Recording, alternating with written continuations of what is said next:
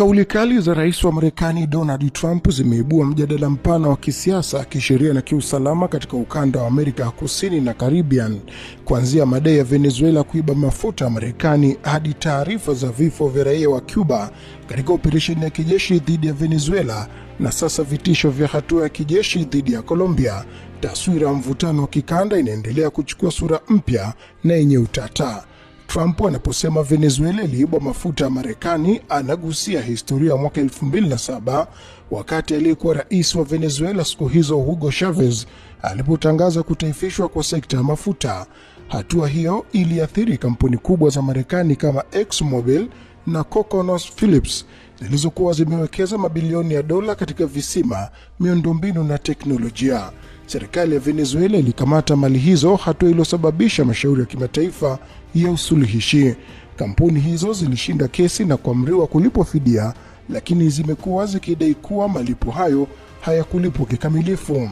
Kwa Trump na wakosoaji wa sera ya Chavez na mrithi wake Nicolas Maduro, kutaifishwa huko kulikuwa unyakuzi haramu, lakini kwa Caracas ilikuwa ni kurejesha rasilimali mikononi mwa taifa.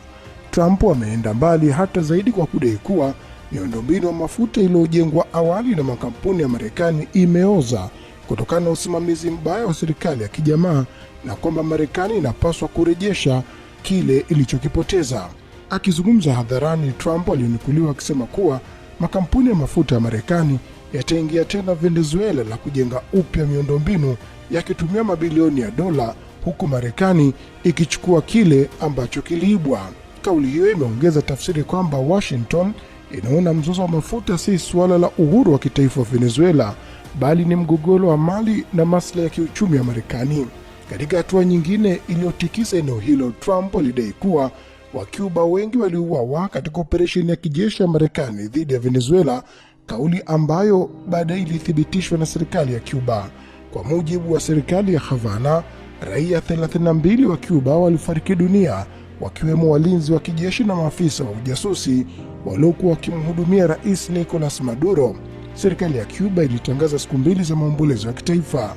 Kwa miongo kadhaa sasa, Cuba imekuwa ikitegemea mafuta ya bei nafuu kutoka Venezuela, huku ikipatia Caracas msaada wa kiusalama, ikiwemo washauri wa kijeshi na maafisa wa kitelijensia.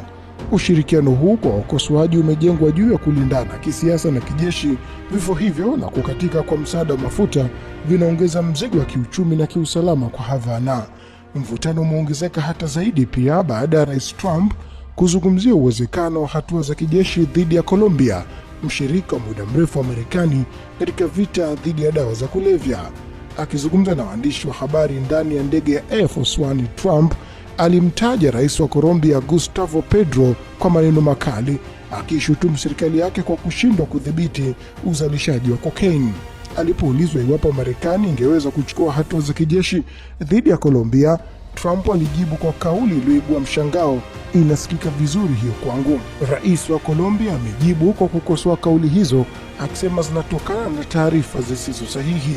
Serikali ya Colombia imesisitiza kuwa imepata mafanikio makubwa katika kukamata au kuharibu tani za cocaine, na imeonya dhidi ya kuyumbishwa kwa ushirikiano wa kiusalama wa kikanda. Kauli na hatua hizi zimezua wasiwasi mkubwa miongoni mwa mataifa ya kusini. Nchi kama Brazil, Chile na Mexico zimeelezea hofu kuhusu hatari kwa amani ya kikanda, huku Colombia ikianza kusitisha baadhi ya ushirikiano wa taarifa za kiusalama na Marekani kama ishara ya kutokubaliana na sera za Trump. Mfululizo wa matamko ya Trump kuhusu mafuta ya Venezuela, vifo vya raia wa Cuba na vitisho dhidi ya Colombia unaonyesha mabadiliko makubwa wa mwelekeo wa sera ya Marekani katika eneo la Amerika Kusini. Kwa wengine ni jitihada za kurejesha maslahi ya Marekani kwa mkono wa chuma, na kwa wengine ni hatari inayoweza kusababisha misukosuko mikubwa ya kiusalama na kisiasa katika ukanda mzima. Kadiri matamko yanavyozidi kuwa makali, ndivyo maswali kuhusu mustakabali wa kidiplomasia na amani ya kikanda yanavyozidi kuongezeka. Usisahau kusubscribe na kugusa alama ya kengele ili uwe wa kwanza kupata taarifa zetu kila tunapoweka Msomi News.